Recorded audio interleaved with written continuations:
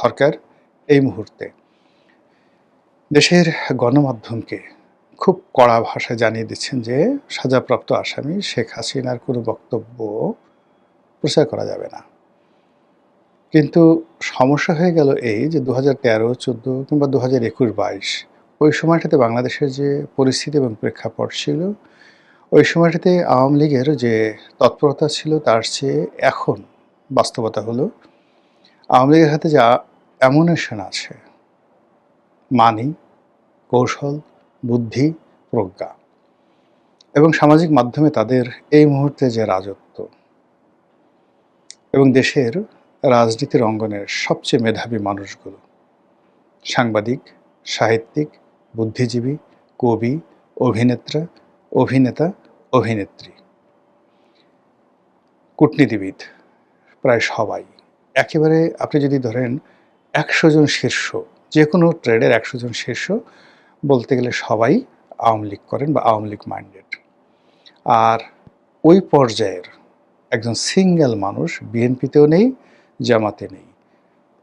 মানে মঞ্চে উঠে একটা বক্তব্য দিবেন, বাংলা বিহার উড়িষ্যার নবাব, একটা কবিতা পড়বেন, একটা ভালো গান রচনা করবেন, একটা গান লিখবেন, মানে এইরকম কোনো লোক রাজনৈতিক অঙ্গনে আওয়ামী লীগের ধারের কাছে নেই। ফলে এই মানুষগুলো অনেকে নিজেরা করছে, অনেকের নিজেরা লিখে দিয়ে দেশের বাইরে যারা পড়তে পারে, বলতে পারে, তাদেরকে ড্রাপ করে দিচ্ছে। ফলে কী হলো, সামাজিক একটা আন্দোলন গড়ে উঠছে, একটি সাংস্কৃতিক আন্দোলন গড়ে উঠছে রেজিমের বিরুদ্ধে, ইনুস জামানাতে ইনুসের বিরুদ্ধে, বর্তমান জামানাতে তারেক রহমান সাহেবের বিরুদ্ধে। আর আরেকটি ন্যারেটিভ তৈরি হচ্ছে শেখ হাসিনার আগমন, শেখ হাসিনার শ্রেষ্ঠত্ব, আওয়ামী লীগের শ্রেষ্ঠত্ব, মুক্তিযুদ্ধ এর পক্ষে। আর বর্তমান জামানা, ইনুস জামানাতে কি সর্বনাশ হয়েছে, আহা বাংলাদেশ, মানে আহা বাংলাদেশ, এই আহা যে টানটা দিয়েছে, আহা বাংলাদেশ। এখন অমির রহমান পিয়ালকে আপনি যত রকম দুর্নাম করেন, বদনাম করেন, যা কিছু করেন না কেন, কিন্তু ওই যে লিখে দিয়েছে আহা বাংলাদেশ, বা শব্দ দিয়েছে, সুর দিয়েছে, কণ্ঠ দিয়েছে, ওটা তো আপনি 1000 বন্দুক দিয়ে, 1000 কামান দিয়ে, বাংলাদেশের যে সকল ক্ষেপণাস্ত্র রয়েছে সেই ক্ষেপণাস্ত্র দিয়েও আপনি একটা আহা বাংলাদেশ, এই আহা বাংলাদেশের কাউন্টার একটা ন্যারেটিভ তৈরি করা যাচ্ছে না। আর এরকম পরিস্থিতি যখন হয় তখন মানুষ মুখ চেপে ধরে। মানুষ যখন ধর্ষণ করতে যায়, চিৎকার করে ধর্ষিতা, মানুষ মুখ চেপে ধরে। বলাৎকার করতে চায় শিশু, চিৎকার করে, মানুষ মুখ চেপে ধরে। এই যে আদিম মুখ চেপে ধরার যে প্রবৃত্তি, এটি হলো মানুষ জোর করতে চায়, জোর করে ভোগ করতে চায়। কিন্তু যেখানে প্রেম থাকে, প্রণয় থাকে, সেখানে যে কোনো মিলনের যে আনন্দ, সে আনন্দের যে শব্দ, এটি সমাজে একটা কাব্য তৈরি করে, কাব্যিক ঢং তৈরি করে ফেলে। এখন সরকার যে অবস্থা হয়ে গেছে সেটি হলো সে আর শেখ হাসিনার কোনো শব্দকে মোকাবেলা করতে পারছে না।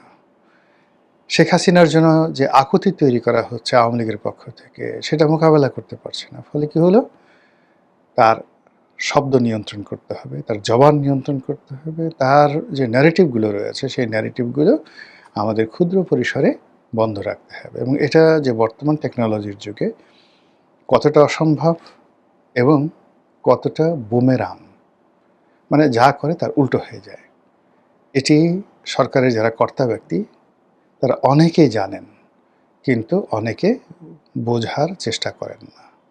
ছেলে মরে গেছে, কবর দেয়া হয়েছে, কিন্তু পিতামাতার মন মানে না। তদ্রূপ সরকারের অনেকগুলো বিষয় রয়েছে, সরকারের কর্তা ব্যক্তিরা খুব ভালো করে জানেন, কিন্তু মন মানে না। মনে হয় যেন এই কাজটা করলে বোধহয় একটু থামানো যাবে, এই কাজটা করলে বোধহয় থামানো যাবে।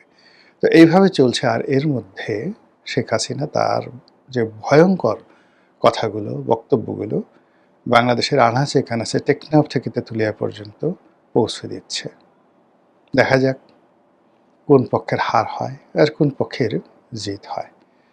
আসসালামু আলাইকুম রহমতুল্লাহি ওয়া বারাকাতুহু।